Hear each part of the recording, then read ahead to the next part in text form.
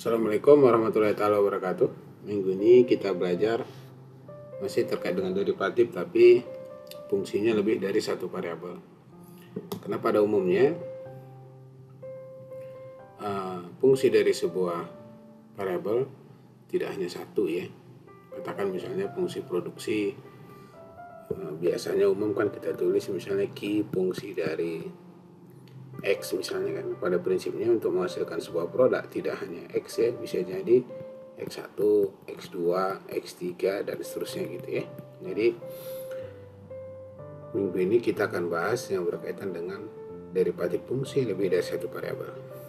Oke, materi yang akan kita bahas pertama nanti kita akan analisisnya dengan partial derivatif, total diferensial ataupun total derivatif, dan tentu kita nanti mencoba menerapkannya ke dalam konsep ekonomi ya, yang berkaitan dengan elastisitas permintaan, elastisitas silang, marginal productivity, marginal rate of technical substitution, dan marginal rate of substitution. Jadi ini biasanya untuk konsep produksi ya. Sedangkan kalau yang ini umumnya adalah utilitas. Oke. Oke, kita akan melihat apa itu yang kita sebut sebagai partial derivatif. Nah, pertama kita asumsikan misalnya sebuah fungsi memiliki bentuknya seperti ini. Dan ini fungsi dari X dan Y. Jadi di sini lebih dari satu variabel ya, ada dua, X dan Y. Kita bisa tulis partial derivatif Q responnya terhadap perubahan X. Kita bisa tuliskan simbolnya seperti ini atau dalam bentuk limit seperti ini ya. Sedangkan second derivatif itu maksudnya turunan kedua ya, responnya terhadap perubahan X kita bisa tuliskan seperti ini. Oke, ada juga third derivatif. Nah, ini turunan ketiga, responnya terhadap X. Ini sebenarnya lebih kepada penulisan simbol ya. Oke. Nah, kita bisa juga mengatakan disebut partial derivatif karena yang kita turunkan adalah terhadap X, satu variabel lain kita anggap konstan yaitu Y. Oke. Nah, hal yang sama kalau misalnya kita buat partial derivatif Q, responnya terhadap perubahan Y. Berarti dalam konteks ini yang berubah adalah Y, sementara yang kita pertahankan konstan adalah X. Makanya disebut dia sebagai partial derivatif. Simbolnya seperti ini. Kemudian second derivatif seperti ini ya. Second derivatif ya. Q responnya terhadap perubahan Y. Ini adalah third ya, turunan ketiga. Makanya biasanya di sini kita sebut turunan yang paling tinggi gitu ya. Oke, kita lihat contohnya seperti ini. Nah, kalau kita punya kasus seperti ini, tentukanlah partial derivatif Q responnya terhadap perubahan X. Berarti yang ada unsur X kita turunkan yang pertama ini. Berarti ini hasilnya adalah 3X kuadrat. Kemudian yang ini 5Y kuadrat. Yang ini gak ada unsur X ya. Berarti sisanya adalah ini aja. Oke. Kemudian kita coba second derivatif dari fungsi ini. Responnya terhadap perubahan X. Berarti yang masih kita turunkan X. Nah, kita kalau second derivatif berarti kita bisa ambil dari sini aja. Tapi yang pertama gitu. Turunan pertama dari fungsi yang ini. Nah, kita lihat unsur X-nya berarti 6X. Nah, ini dia. Oke. Kalau asumsikan ini kita turunkan lagi. Misalnya turunan ketiga. Ya, terhadap X pangkat kayak gini, berarti nilainya berapa? 6 ya. Sampai sini clear ya. Oke, sekarang kita coba yang ini, partial derivatif Q responnya terhadap perubahan Y. Berarti di satu sisi kita asumsikan X nya konstan, Y yang berubah. Berarti kita pilih lagi di sini, cari unsur suku yang mengandung unsur Y. Berarti yang ini ya, 1 dan 2. Berarti di sini nilainya berapa? 10XY. Nah, seperti ini. Kemudian yang ini 6Y kuadrat. Nah ini turunan pertamanya. Turunan keduanya kita lihat berarti terhadap Y, berarti di sini sisanya 10X dan ini adalah 12Y. Kalau ketiga, nah berarti begini kan. Jadi kalau ketiga Y berarti sisanya 12. Oke, mudah-mudahan bisa dipahami ya. Nah, sekarang kita lihat bagaimana kita menerapkannya dalam konsep fungsi produksi. Kita lihat misalnya fungsi produksi, kita asumsikan misalnya fungsinya adalah kapital dan labor. Kita lihat di situ di mana Q adalah produksi, K adalah kapital, dan L adalah labor. Parsial derivatif Q responnya terhadap perubahan K, ini simbol seperti ini, yang sama aja ya. Kita sebut itu sebagai marginal productivity of capital. Artinya sebenarnya dalam bahasa ekonomi adalah berapa produksi berubah ketika kita menambah satu satuan K atau kapital. Ini makna dari ini, marginal productivity of capital.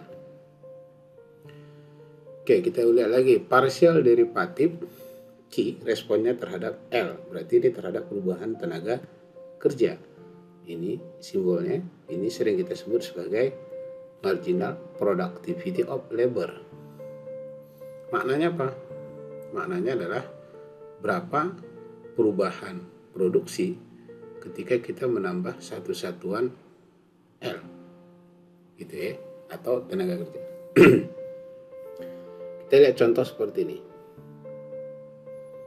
Contohnya adalah tentukan marginal productivity of K dan labor jika diketahui L-nya 2 dan K-nya adalah 5. Berarti kita turunkan marginal productivity tadi, ini simbolnya ya, kita buat MPL.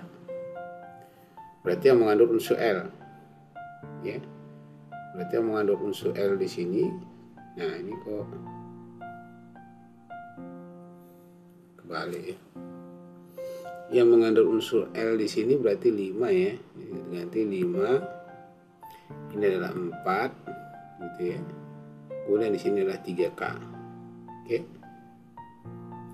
Kalau kita lihat marginal productivity of capital, berarti di sini yang mengandung K. Ini ya. Jadi di situ adalah 3L, 8 seperti ini, 8K dan 6K. Nah, jadi labor tadi ini diperbaiki, nanti ya, kita ganti aja. Oke. Kita ganti DL itu 5 ya, 5. Sini 4. Oke. Ini salah copy tadi ini berarti ya. 3K ya benar. Oke, ini kita ganti 5. Ini 4. Harga L-nya tadi 2, harga K-nya adalah 5. Oke. Jadi jumlahnya 15 tambah 20 35 tambah 5 40 ya. Benar ya? 15 tambah 20 tambah 5. Oke. Nah. Oke, jadi ini koreksi tadi ya. Ini sekalian saya perbaiki juga. Nah, di sini PB ya.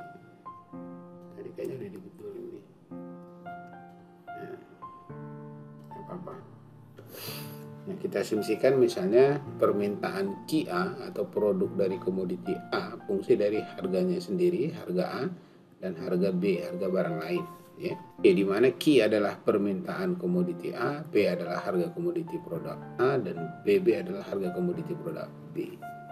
Parsial derivatif dari ini terhadap dari produk A terhadap harganya, ya. Oke, PA ya, dituliskan seperti ini. Secara umum itu adalah negatif. Kenapa negatif? Karena dia berlaku hukum permintaan. Artinya kemarin kan slope-nya negatif. Kenapa ini kita tahu permintaan? Karena di sini fungsinya fungsi permintaan gitu ya.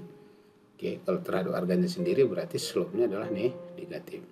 Jadi hal ini merupakan ukuran perubahan jumlah permintaan produk A terhadap perubahan harga komoditi A. Berarti dia sendiri ya, harganya sendiri. Parsial derivatif produk A responnya terhadap perubahan PB. Nah, ini kan harga barang lain. Berarti kita tulis seperti ini ya. Kalau begini ceritanya, Q kita bisa lihat nanti tandanya bisa lebih kecil dari 0 atau lebih besar dari 0. Ini diinterpretasikan sebagai marginal permintaan A responnya terhadap perubahan harga komoditi B, ya, atau kita kenal istilahnya dengan marginal demand for A with respect to PB, ya. Nah, di sini jelaskan tandanya bisa positif, bisa negatif. Kalau dia turunannya itu lebih besar dari 0, maka hubungan produk A dan B bersifat kompetitif. Sedangkan kalau turunannya itu lebih kecil dari 0, maka hubungan produk A dan B adalah komplement atau saling melengkapi. Kalau kompetitif kan dia namanya substitusi, ya, saling menggantikan. Oke. Jadi dari sini konsep ekonominya, ya. Nah, berikutnya kita lihat elastisitas. Asumsikan fungsi produksi QA adalah seperti ini. Masih sama fungsinya, ya, harganya sendiri dan harga barang lain. Di mana PA adalah harga per unit komoditi A dan PB adalah harga komoditi produk B. Sehingga kita bisa mencari elastisitas permintaannya seperti ini. Ya. Jadi E ini diinterpretasikan sebagai rasio persentase perubahan komoditi A dengan persentase perubahan komoditi B. Ya, jadi kalau kita tulis dalam bentuk persentase perubahan QA sebagai akibat dari persentase perubahan PA, gitu ya, harga barangnya, harganya sendiri, gitu ya, di sini PA. Oke. Sedangkan elastisitas silang itu sering kita sebut sebagai persentase perubahan produk A karena perubahan dari harga PB, harga barang lain. Jadi sedangkan kalau kita lihat di sini tadi, elastisitas silang itu adalah permintaan komoditi A responnya terhadap perubahan PB. Kita definisikan seperti ini, ya. Nah, ini kalau kita lihat silangnya, ini PB, ya. Kalau di sini kan PA. Jadi itu berbeda, ya. Jadi kalau dia ini, oke. Jadi kalau kita baca yang di depannya saja ini kan sebenarnya berapa jumlah permintaan produk QA ketika harga barang PB berubah, gitu. Ya, misalnya katakan dengan misalnya kopi lah dengan teh, gitu misalnya, ya. Nah, ini kan umumnya karena kita tahu produknya bisa ini bersifat substitusi, gitu kan. Ya. Artinya kalau harga kopi naik, maka demand kopinya akan turun, itu bisa menyebabkan teh naik, gitu ya. Jadi tandanya itu saling berlawanan. Oke. Elastisitas silang diinterpretasikan sebagai rasio persentase perubahan permintaan A dengan persentase perubahan B ketika harga A kita anggap konstan. Jadi sama aja dengan tadi di atas kita tulis persentase perubahan barang A karena persentase perubahan harga PB. Nah, bedanya di bawah, ya. Ini tadi PA, ini PB. Oke. Oke, kita lihat contohnya. Coba contoh seperti ini. Katakan misalnya permintaan QA dan QB untuk dua produk A dan B adalah merupakan fungsi dari harganya sendiri dan harga barang lain. Misalnya begini. Nah, berarti kan permintaan A itu fungsinya harganya PB, harga barang lain, dan harganya sendiri. Dia bertanya, tentukanlah marginal permintaan dan tentukan apakah produk A dan B bersifat kompetitif atau komplement. Kemudian berikutnya pertanyaannya adalah tentukan elastisitas permintaan dan elastisitas silang jika diketahui harga A 2 dan harga B 5. Oke, berarti kita tulis dulu, ya. Tadi pertanyaannya marginal permintaan. Berarti kita turunkan terhadap A, ya, di sini. Ini kita turunkan terhadap A. Ini dia, berarti nilainya sisanya berapa? Ini, ya. Ini kan ada unsur A, ya. Berarti 2 kali 5 10 PA. Nah, kemudian apakah produknya itu kompetitif atau komplement? Nah, sekarang kita turunkan terhadap barang lain, ya, seperti ini. Berarti di sini kan DQA DPB, berarti DPB itu 2, berarti positif 2. Nah, tadi kalau kita bilang lebih besar dari 0, ya, berarti dia apa? Kompetitif, ya. Nah, berarti di sini barangnya adalah kompetitif atau substitusi. Oke. Nah, sedangkan elastisitas permintaan silangnya, pertama, sebelum mencari ke elastisitas, kita cari dulu kenapa elastisitas kan persamaannya seperti ini, ya.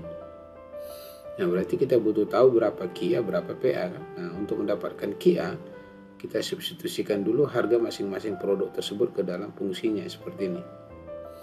Nah, ini kita substitusikan, kita dapatnya 10. Nah, berarti kemudian kita cari DQA DPA. Nah, kita dapat tadi nih minus 10 PA dikali dengan harga PA 2, harga QA 10. Berarti di sini kita substitusikan angkanya, kita peroleh nilainya adalah minus 4. Berarti elastisitasnya adalah minus 4. Nah, berikutnya kita cari lagi. Sebelum kita cari elastisitas silang, kita coba interpretasikan. Nah, ini kita bisa interpretasikan nilai 4 ini adalah jika harga PA naik, harga produk A naik 1% ceteris paribus, maka permintaan komoditi A turun sebesar 4%. Nah, makanya dia bilang elastis. Oke. Nah, sekarang kita lihat elastisitas silang, berarti EC ini, ya. Berarti EC kan kita dapat tadi DQA DPB atau turunan pertama fungsi terhadap harga PB itu minus 2 kan? 2. Nah, ini dia. Nah, harga PB 5 seperti ini soalnya, dan jumlah QA adalah 10 seperti ini. Jadi kita dapat elastisitasnya adalah 1. Nah, ini sebenarnya kalau kita lihat elastisitas permintaan itu, ini unitary, ya, 1, ya. Kalau ini elastis. Oke. Jadi interpretasinya sama saja, tapi kita harus baca harga barang lain, ya. Jadi jika harga barang lain naik 1%, artinya PB, ya, ceteris paribus, maka permintaan komoditi A naik sebesar 1%. Nah, makanya mereka saling menggantikan. Oke. Nah, kita lihat total diferensial atau total derivatif. Kedua istilah ini sebenarnya sering diperlakukan sama, ya. Oke. Nah, sekarang kita lihat bagaimana kita sebut sebagai total diferensial, ya. Andaikan kita memiliki fungsi produksi seperti ini, jadi Q fungsi dari K dan L, di mana K adalah produksi dan K kapital dan L adalah labor. Ini sebenarnya fungsi produksi sama aja yang seperti awal, ya. Kalau kita turunkan parsial derivatif dari fungsi tersebut terhadap K, ini sebenarnya kita mengukur berapa perubahan produksi akibat kita merubah satu satuan K atau kapital yang sangat relatif kecil. Hasil perubahan Q, nah, disebabkan karena perubahan K, dapat kita tuliskan seperti ini. Oke, ini yang kita sebut sebagai diferensial DQ. Oke. Hal yang sama, misalnya kita merubah L. Nah, sebenarnya kalau kita lihat tadi marginal productivity of labor, ya, berapa perubahan produksi ketika kita merubah satu satuan L yang relatif sangat kecil, kita bisa nyatakan seperti ini. Tentu kedua perubahan ini itu yang kita sebut sebagai total diferensial. Kalau satu-satu tadi kan parsial, ya.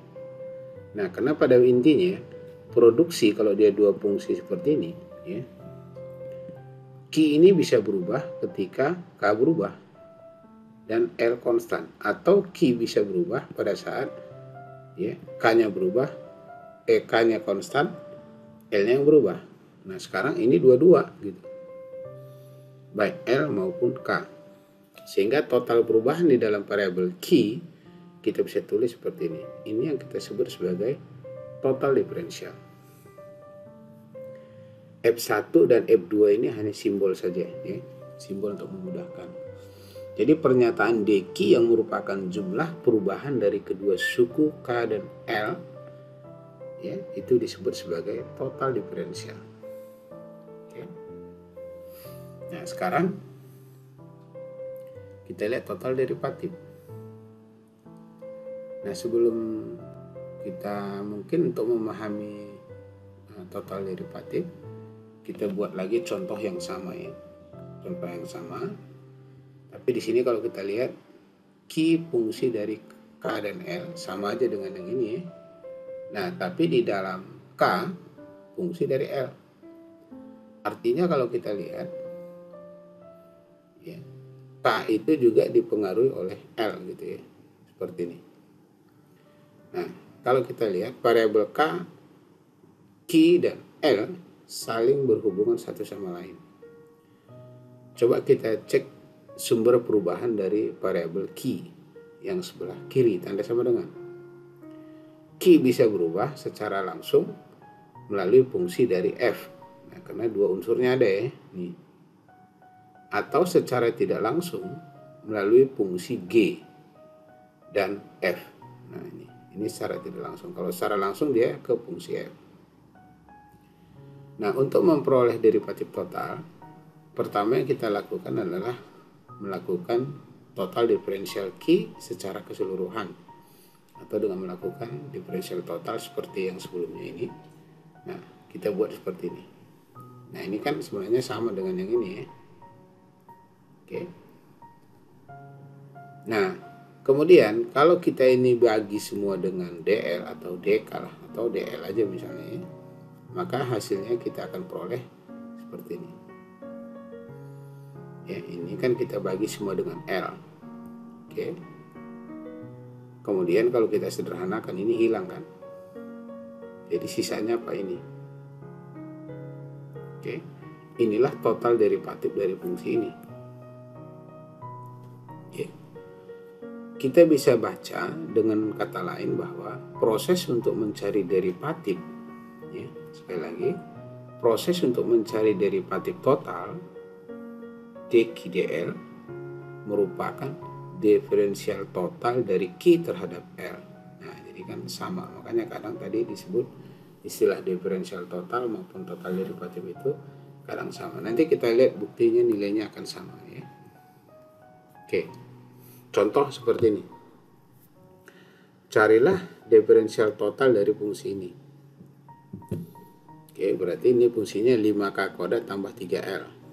Berarti pertama kita cari F1. Nah, F1 tadi apa? Marginal productivity of capital. Nah, berarti dapatnya 10K. Kan ini turunkan dulu. Kemudian yang kedua, F2. Marginal productivity of labor.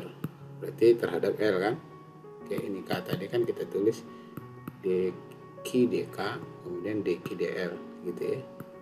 Dq dl. Nah, ini sama dengan 3 ya. Nah, kita tuliskan total perubahannya seperti ini. Inilah total diferensial dari fungsi ini. Nah, kemudian cari derivatif total dq/dl jika diketahui fungsinya ini. Oke. Ya. Nah, dengan demikian kita bisa tulis yang pertama ya. Tadi kan dibilang derivatif total ya. Nah, ini fungsi dari derivatif total tadi persamaannya bisa kita lihat lagi yang ini ya. Nah, dq dk kali dengan turunan K terhadap L plus partial derivatif Q terhadap L. Oke. Nah, sama dengan ini. Oke. Carilah derivatif total ya dq/dl jika diketahui fungsinya adalah ini. Jadi di sini fungsinya apa? K dan L, di mana K merupakan fungsi dari L juga, persamaannya ini. Jadi kita memiliki dua persamaan. Yang ini pertama, kemudian yang kedua yang ini. Oke. Nah, sekarang kita lihat solusinya dq/dl. Nah, turunan ini tadi yang formulanya tadi kan seperti ini ya. Sekarang kita lihat dq/dk. Berarti kalau kita turunkan terhadap K, berarti nilainya ini 3. Yang ini ya. Kemudian DKDL. Oke. DKDL berarti K ini kan. Terhadap L berapa? Berarti 4 plus 1. Nah ini dia. Ini yang 3 DK, ini 4L plus 1. Kemudian ditambah dengan DQDL. Berarti ini ya. Yang ini. L-nya berarti minus 2L. Nah ini. Oke. Nah, kalau kita dapat sudah fungsinya seperti turunan ini, berarti setelah itu kita tinggal sederhanakan. Kalau kita sederhanakan, kita mendapatkan nilainya adalah 10L plus 3. Ini total derivatif. Nah, sekarang kita buktikan bahwasanya dengan mencari total diferensial juga sama hasilnya. Oke, langkahnya coba kita lihat seperti ini. Tadi kan fungsinya yang ini ya, yang pertama, ini yang kedua. Oke, kita lihat di sini. 3K L kuadrat. Nah, pertama yang kita harus lakukan adalah substitusikan K, fungsi K. Fungsi K tadi kan ini. Ya. K-nya itu 2L kuadrat plus L plus 6. Nah, ini dia, 2L kuadrat plus L plus 6. Oke, kita substitusikan ini. Nilai ini. Oke, setelah itu kita sederhanakan seperti ini. Inilah fungsinya terakhir yang kita sebut tadi.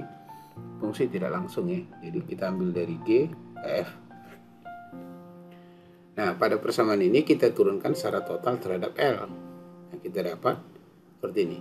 DQDL 12L plus 3. Nah, hasilnya adalah 10L plus 3. Sama dengan yang ini.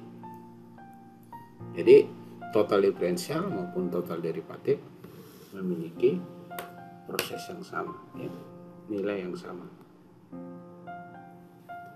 Oke, kita lihat aplikasinya di dalam ekonomi lebih lanjut. Pertama kita lihat dalam contoh kasus marginal rate of technical substitution.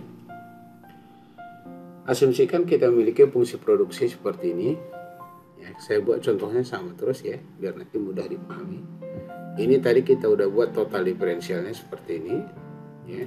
Nah ini tadi kan kita tulis MPPK, ini marginal productivity of labor. Nah ini bisa MPP, simbolnya MPP atau MP sama aja ya. Kalau ini kan marginal physical product gitu.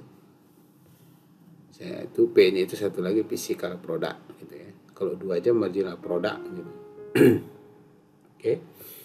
Nah kita setting perubahan Q 0. Kenapa perubahan Q kita setting 0? Karena di sepanjang kurva isokuan itu produksinya sama. Artinya yang berubah itu hanyalah besaran kombinasi antara penggunaan kapital ataupun labor. Tapi produksinya sama. Itu kita sebut sebagai isokuan. Oke, karena kita setting sama dengan 0. Nah, tadi dasar settingnya kenapa udah dijelaskan barusan ya. Nah, kita dapat formulanya seperti ini. Ini yang kita sebut sebagai MRTS KL. MRTS itu marginal rate of technical substitution. Kenapa disebut technical? Karena di sini proses produksi input, ya, sehingga disebut penggunaan input kapital dan labor yang berbeda, gitu ya. Jadi MRTS itu kita bisa definisikan jumlah di mana input K dapat berkurang ketika kita menambah satu input variabel L, sehingga outputnya tidak berubah. Contoh sederhana bisa kita lihat pada penjelasan tabel ini dan kurvanya. Coba kita perhatikan. Kurva isokuan semakin jauh dari titik origin, maka produksinya lebih besar. Nah ini kan titik 0 ini disebut titik origin. Nah ini jadi kurva IS, kalau saya tulis ini ya, IS3 lebih besar dari IS2, lebih besar dari IS1. Nah ini dalam matematik disebut sebagai apa? Transitif, konsisten. Oke. Nah coba kita lihat tadi pada produksi yang sama. Kita perhatikan pada kurva yang paling tinggi, ya, yang paling jauh dari titik origin itu IS3. Nah kalau kita lihat di kurva IS3, pada saat titik A, ya, kita menggunakan kapital sebanyak 5. menggunakan labor sebanyak 2. Produksinya berapa? 90. Kalau di dalam kurva seperti ini, dalam tabel seperti ini, Anda lihat ya. Lihat kapitalnya 5, labornya 2, ini dia. Apa makna negatif di MRTS ini? Nah, ini nanti ketemu ini. Ini kan negatif ya. Oke, yang saya lingkar nih. Oh, saya mau lebih banyak tenaga kerja gitu. Berarti ketika kita menambah 1 tenaga kerja ke Q3 gini, labornya 3 pada titik B, maka kita harus bersedia menurunkan kapital ke poin 3 agar outputnya tetap sama, yaitu 90 ya di sini. Nah, ini kapitalnya 3, labornya juga 3 seperti ini. Oke, nilainya 90. Ini yang disebut sebagai MRTS. Jadi mereka saling menggantikan, tapi MRTS-nya itu semakin lama nanti semakin turun, gitu ya, semakin menurun. Nah, maka tandanya nih negatif. Jadi tanda negatif itu bisa juga dilihat di kurva ini karena dia bersifat slope negatif. Oke, sekali lagi. Saya mau nambah tenaga kerja lagi sampai di Q, sampai labornya 5 di sini, titik C. Berarti saya harus bersedia menurunkan kapitalnya ke 2 di sini agar outputnya tetap 90. Ini contoh kasus misalnya kapitalnya 2 ya, labornya 5. Nah, outputnya juga 90 gitu ya. Jadi ini dia makna MRTS. Mudah-mudahan bisa dipahami ya. Nah, kita lihat peta isokuan. Peta isokuan itu sebenarnya adalah grafik atau kurva menggabungkan sejumlah kurva isokuan yang digunakan untuk menggambarkan fungsi produksi. Sekarang kita lihat marginal rate of substitution.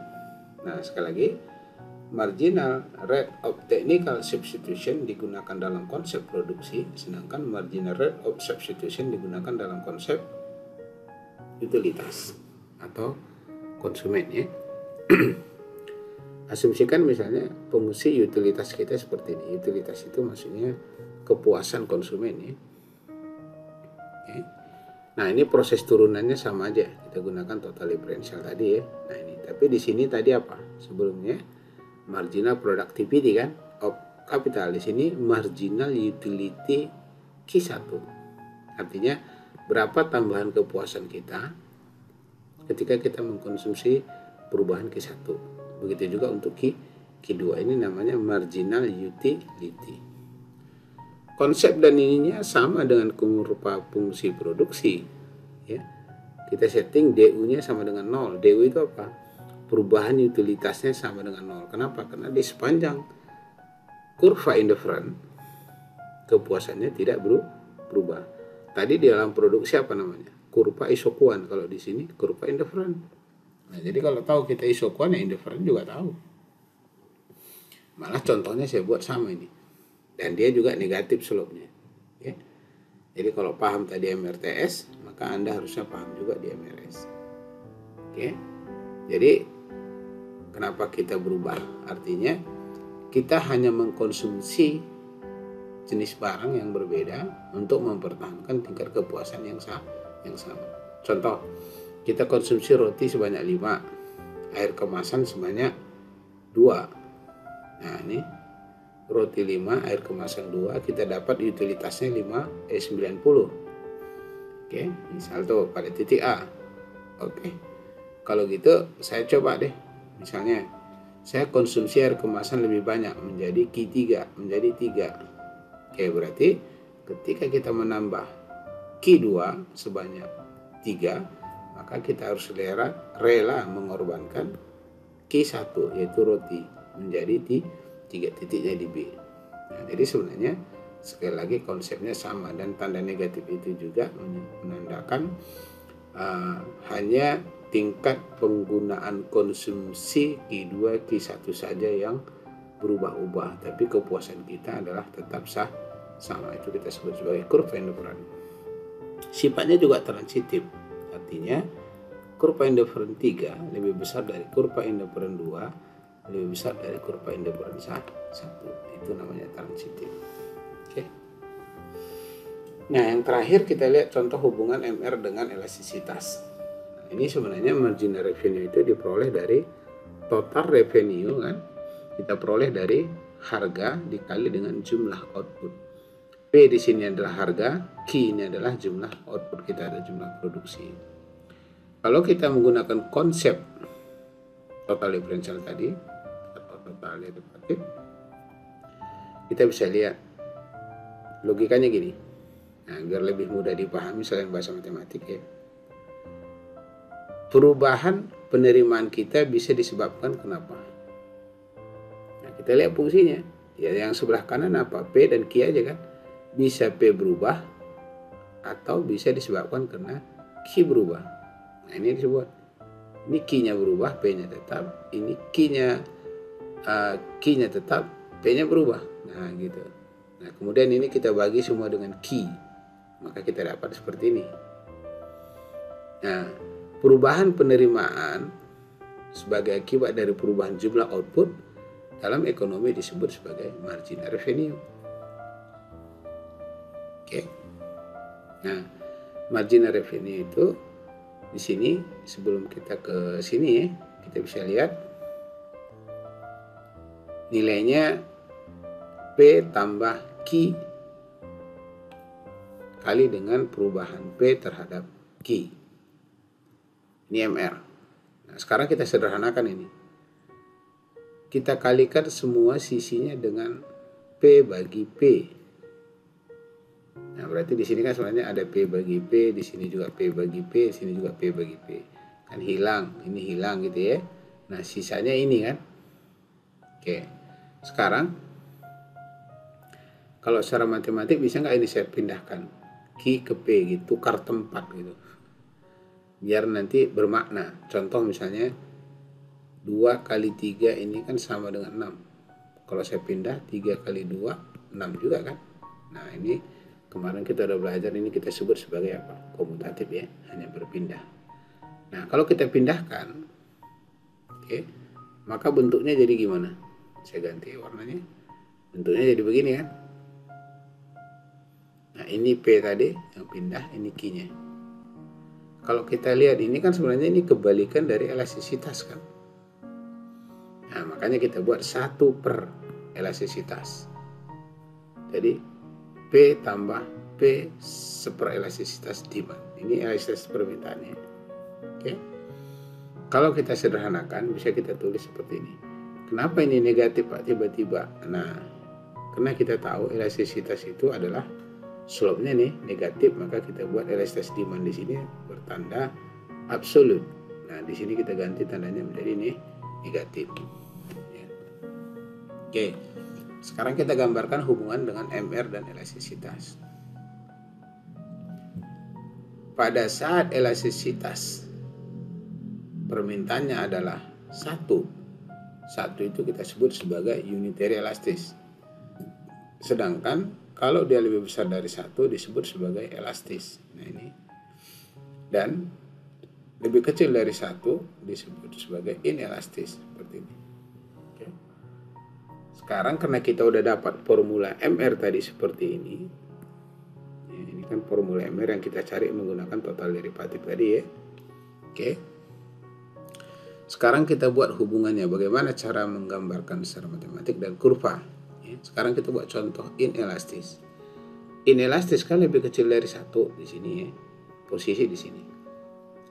Oke, kita masukkan setengah. Berarti kita substitusikan setengah ke dalam elastis ini. MR, ini masukkan setengah di sini. Ini kan. Oke. Berarti setelah kita sederhanakan kita dapat P sama dengan 1 kurang 2. Artinya apa? P kan nggak mungkin negatif ya. P itu kan price dalam ilmu ekonomi. Harga dan jumlah nggak mungkin negatif. Berarti positif kali negatif nilainya nih negatif. Berarti MR menjadi nih negatif. Pada saat MR negatif, nah garisnya ini MR.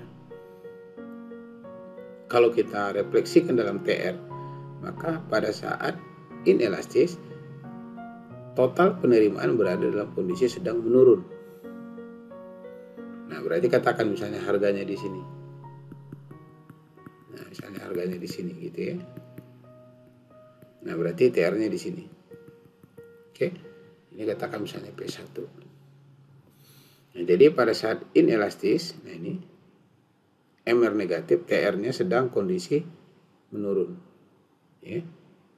Oke. Nah sekarang kalau bagaimana kalau unitary elastis? Kalau unitary kan hanya satu, karena dia sama dengan satu, nggak ada contoh lain. Berarti kita masukkan satu. Nah kita masukkan angka elastisitas satu ini ke dalam MR, maka kita peroleh seperti ini dan hasilnya MR sama dengan 0. Kenapa? Karena positif kali 0 nilainya adalah 0. Oke. Nah pada saat MR 0 kan posisi di sini. Di kurva kalau kita lihat posisi di sini. Ini TR-nya adalah maksimum di sini. Harganya di P0. Oke, nah kalau kita lihat di sini, jika elastisitas sama dengan 1, maka nah ini kan MR0, TR-nya maksimum. Bagaimana kalau elastis? Elastis berarti misalnya kita masukkan contohnya 2. Tinggal substitusikan ke MR, kita dapat MR-nya positif. MR positif maka dia di kurva ini kan. Nah, di sini. Oke, katakan harganya di sini di P2. Nah, jadi TR-nya itu, jika ED lebih besar dari 1, maka MR-nya positif, TR-nya sedang naik tapi belum maksimum. Begitu, ya. Oke, jadi bagaimana caranya kalau misalnya kita untuk mencapai penerimaan maksimum? Jadi kalau ketika produk kita elastis, kebijakan yang tepat itu adalah menurunkan harga di sini. Oke, berarti kalau elastis di sini P-nya naik, P-nya turun. Oke. Tapi kalau ketika produk kita inelastis, berarti kebijakannya adalah menaikkan harga untuk mencapai kepada ED sama 1 sehingga TR-nya maksimum. Berarti kalau inelastis di sini maka kebijakannya naikkan harga. Gitu. Kalau dia 1 unitary ya tetap harga yang ada dipertahankan. Oke. Sekarang kita lihat contoh yang berikutnya adalah misalnya begini. Dalam rangka mengurangi stok pada akhir tahun, ya, seorang manajer pemasaran menawarkan potongan harga 2,5% dari harga rata-rata mobil. Nah, di sini dibuat tanggapan pelanggan sangat antusias terlihat dari peningkatan jumlah penjualan sebesar 10% bandingkan dengan tahun yang lalu sebelumnya. Dibanding dengan tahun lalu sebelumnya. Oke. Tentukanlah elastisitas harga permintaan untuk mobil tersebut. Nah, tentukanlah harga per unit agar keuntungan maksimum. Jika diketahui untuk memproduksi mobil membutuhkan biaya marginal sebesar 75 juta. Oke. Jadi sebenarnya ini sederhana ya. Pertama kita jawab nomor 1 dulu. Nah ini elastisitas tadi persahabatannya seperti ini. Nah tadi kan kita bilang elastisitas sebenarnya kan persentase perubahan ya. Nah berarti persentase perubahan penjualannya berapa? 10%. Kurang ini menunjukkan negatif dari 2,5% turun. Ya, 2,5 berarti dia negatif minus atau minus 4. Ini disebut elastis. Oke. Nah, bagaimana kita menemukan agar keuntungan maksimum? Berapa harga yang kita tentukan? Nah, ingat keuntungan maksimum dicapai pada saat MR sama dengan MC. Nah, berarti kita buat aja ini fungsi tadi hubungan MR dengan ini. Karena kita udah tahu elastisitasnya kan? Nah, MR sama dengan MC. Nah, karena MR sama dengan MC bisa kita rubah MR menjadi MC. MC-nya tadi biaya marginalnya adalah 75 juta seperti ini. Berarti kita tukar aja, disubstitusikan. Masukkan angka elastisitas permintaannya, sederhanakan, maka kita peroleh harganya adalah 100 juta. Oke. Jadi saya pikir clear ya. Oke, kita lihat yang terakhir. Nah, ini kita mencari marginal utility. Jadi kalau jika diketahui fungsi utilitas konsumennya adalah seperti ini, tentukanlah marginal rate substitution ya Q2 Q1. Berarti kita turunkan aja yang terhadap Q1 dulu, baru terhadap Q2, baru kita samakan, bagikan ya. Bagian ini kita sebut sebagai MRS. MRS-nya berapa jadinya? Ya kita peroleh 2Q1/2. Contoh berikutnya misalnya kita tahu fungsi produksi nih ya. Untuk produk adalah Q sama dengan ini. Tentukanlah MRTS KL. Berarti kita cari dulu MP-nya ya, marginal productivity capitalnya kita dapat ini, MPL-nya dapat seperti ini. Kemudian kita bagikan ya, MPK per MPL, kita dapat nilainya MRTS-nya adalah setengah. Oke. Jadi seperti itu. Mudah-mudahan bermanfaat, bisa dipahami. Jadi saya tutup dengan wabillahi taufiq wal hidayah. Wassalamualaikum warahmatullahi taala wabarakatuh.